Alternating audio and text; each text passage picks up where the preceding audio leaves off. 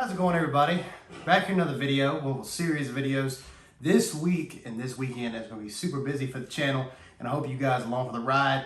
As usual, I always ask anybody who comes in this video, check out all their stuff.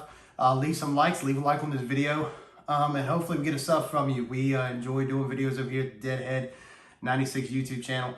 Also, real quick before we get into Halloween 2018 today, because I want to talk about the movies leading up to Halloween Ends. I left out the original. I might do a video on that maybe after the fact. I'm just so pressed for time. I want to focus on the main trilogy of films. So I'm just going to talk about Halloween 2018, which is this video. Then I'm going to do Halloween Kills with my next one. And then I'm going to do a Halloween Ends reaction on Sunday when I go see it. And then we'll do a full-on badass or trash review after the fact. So I hope you guys are down for the ride. Really quickly, we are now proud sponsors of Rep Sports and Raise Energy, which is what I have right here. If you're looking for an energy drink that has 0 calories, 0 sugars, 0 pretty much everything besides carbonation, some caffeine. Obviously, you have to have a little bit of bump to keep you going. These are the drinks to get. This right here is Galaxy Burst, really sweet flavor. Actually, I haven't opened this one up yet, but I have had this flavor. It's really great. I just wanted to have this for the video. And I think you guys will like it. There's plenty of different flavors on there. Blue Shock, I think, is one of them. Another one is Rainbow, where it has a really kind of like a kind of a Code Red Mountain Dew kind of taste. And not only does Rep Sports have energy drinks, they have merchandise. They have all kinds of, they have apparel, they have protein powders, they have sleep aids, and all kinds of things on their site. And we are glad, as the Deadhead 96 page, to be sponsors for this great company and this great product. So, with that being said, if you want your own case of Raise Energy, if you want any kind of apparel, if you want any kind of clothes, anything like that, or any protein powders or whatever, go on their website at repsports.com. I'll leave a link in the description. While you're there, after you put the stuff in your cart and you go to checkout, put in our discount code Deadhead96. I will also put that in the description. And please go get yourself something from these people. They're really nice and they work with you. And it's a hell of a discount. You get some really good stuff at a really good rate. So, repsports.com, Deadhead96 discount code to get your Rep Sports kit, whatever you decide to get. And yeah, we're really glad to be sponsors for them. With that being said, let's get into Halloween 2018. So let me say all right. So I say this in like a lot of my videos. If you don't know me, I'm a huge Halloween fan. I love this franchise. I love everything about it. I think I just moved my camera. Motherfucker. Sorry about that. I think I moved my camera. So going into this, I just want to say that I'm a huge Halloween fan. I love this franchise and I love everything about it. I love the monster that is Michael Myers, and I love this franchise as a whole. And so when I found out that, I watched both Rob Zombie movies, I didn't mind those. The second one was, okay, but it's still a decent film. But when I found out that this was going to be a continuation of the first film and nothing else existed, I was definitely intrigued. And here we are with Halloween 2018. So I will say, this isn't like, how I do these is, this is more of a discussion rather than a review. I'll tell you what I think about the movie, and do I think it's worth the watch or not, but it's not really a review because I just really want to talk about it because it is a film that I really, I like more every time I watch it, but it's not one of my favorites, obviously. But some things that I really like. I love the beginning sequence.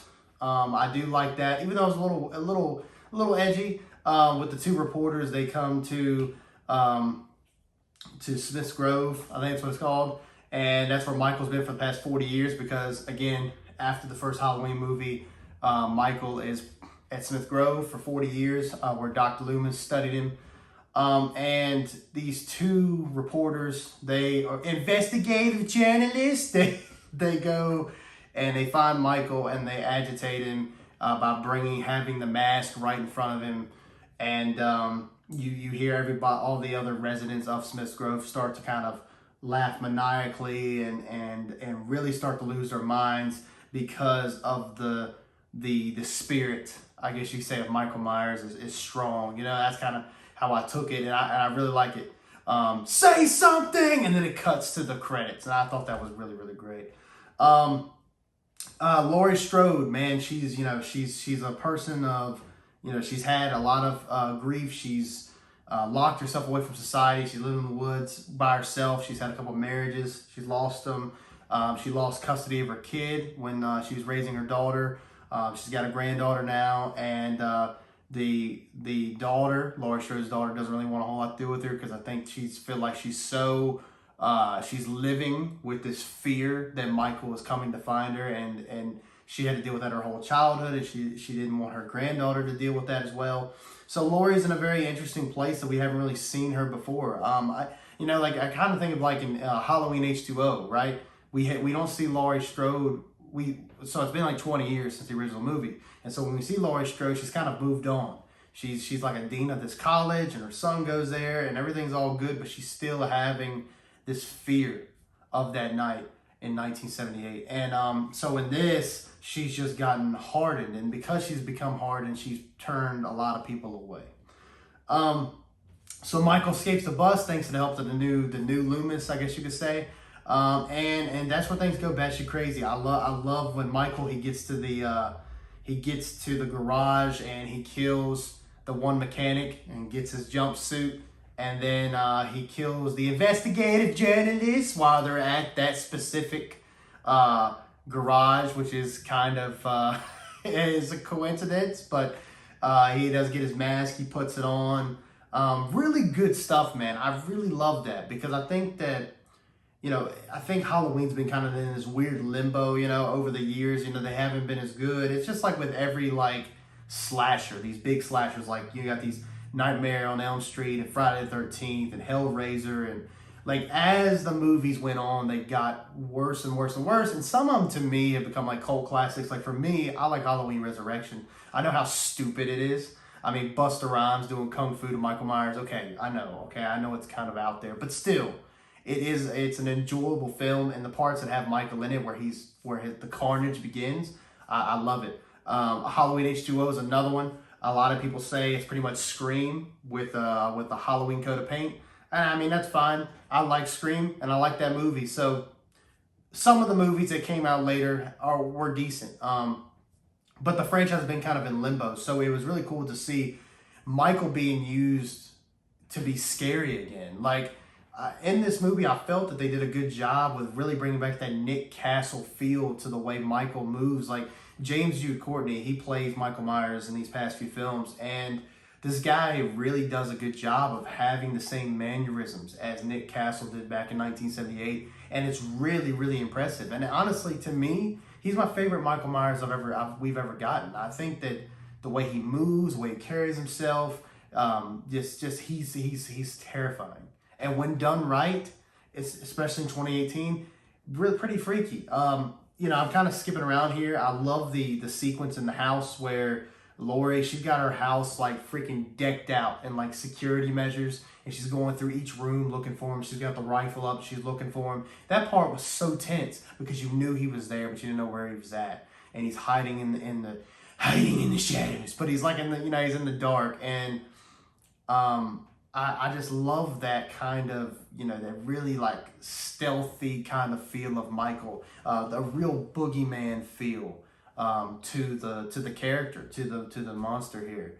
But yeah, I didn't like a lot of teenage shit. I will say, I love Andi Matichak. She's a great actress, but I could care less for a lot of the teenage bullcrap that was in this movie. But they were trying to introduce some more characters, lay the groundwork for stuff like that. So I can't really hate on it so much. But yeah, I mean, that's probably the weakest part of this film. Maybe also the doctor as well. He was a little weird. He definitely wasn't a Loomis, and I don't think he was trying to be. That was a whole other thing in the film where it's the doctor wanted Michael to get out. He wanted him to escape and wreak havoc, just to see how Michael will do in the modern era, I guess, because he's been locked away for 40 years. So It's just like these crazy ass people. Like, you really want this bastard to be running around slicing fools up. It's fucking nuts. But I love the final confrontation between him and Laurie Strode. I love that. I love that when he tossed her out the window, she's on the ground, she looks to be dead, and he looks away and he looks back out the window and she's gone. Really nice subtleties like that. This movie felt most like the original, in my opinion. I think that it's not as good as the original. Obviously, the kills are a little bit more amplified and the musical cues are a little bit better, obviously, in the 2018 version of the film. But you can definitely see the same nuances in both movies, and 2018 does a good job of replicating those really, really key moments from the original. And it's honestly, it's one of my favorites. It's one of my favorite Halloween films to go back to, because I think it does such a good job. I think David Gordon Green, the director of all three of these films, I think he did a good job with this first one. Can't say so much about the second one, but all in all, the first one's really good. The humor in the first in Halloween 2018 is decent. It kind of is a little, oh, I got peanut butter on my penis. Like, it's stuff like that. Like, after you've seen it the first time, when you watch it again, it's like, okay, it's really not that funny, But yeah, look, all in all, I'd say it's a decent film, and I like that it goes back to form and does something that we hadn't seen from a Halloween movie in a long time, which is giving more attention to Michael, giving more attention to Laurie and what she's been through. It's something we haven't seen in a while. A lot of, especially in Rob Zombie's version, it's just about the carnage candy. How far can we go? In this film, it goes more on the subtlety side, and that's what I really enjoyed about it. I find things like, obviously I don't get scared about scary movies, and I definitely don't get scared about Michael Myers. How many times we've seen this guy? But one thing I will say, what makes him terrifying is the subtleties. He's there, but you can't see him. He killed somebody, but you don't know where they're at. You don't know how he did it until you see the aftermath. And sometimes even the aftermath is just as terrifying as seeing the act, done in current times. So, it's a good movie. It ends on a very high note where they lock him down in the basement and they try to burn his ass alive. And honestly, to some people, that's pretty much the end. That's the end. That's the end of Michael. We obviously know that's not it. But honestly, if the movie would have ended right there, I think it's a good fit, man. I think it fits perfectly for what they were trying to do. And but we know that's not how it went, and we got kills, and now we got ends coming. So yeah, we know that there's more to the story, and I think it ended perfectly, and I think this movie deserves more credit than what it gets. While I do understand the criticisms, especially with the teenage stuff, I get that. You know what I mean? I was a teenager once, even though it feels so long ago. I was a teenager once. I know how teenagers act, and I do understand how that can be annoying. So, but look, I think that's all I can really talk about this film. I know that there's real descriptive stuff we can get into. I'm not going to do that here. These videos, I want them to be kind of quicker. Not really as far as like the length of the video, but just more of just general thoughts, how I feel about the film, just different key parts that I really, really liked about it. And it's just subtleties that I like that I really, really like about this this movie in this three-parter, because as you know, we got two more movies, and I'm telling you right now, so far since Kills, it's kind of gone downhill as far as the cinematography. So I think honestly, this probably has to be the best one out of the three so far. But we'll see. My opinion may change by ends. I don't know. But anyway, that's all I got for you. If you wouldn't mind liking and subbing to the channel, let me know what you think about Halloween 2018. Do you enjoy it? Is it your favorite Halloween movie?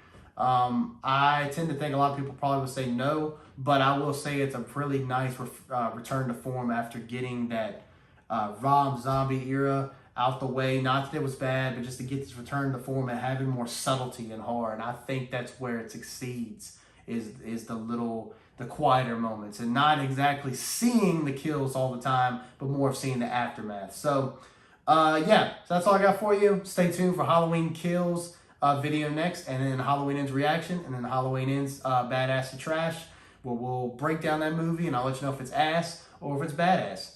I don't know. We'll see. So anyway, with that being said, thank you guys for watching, and stay dead, my friends.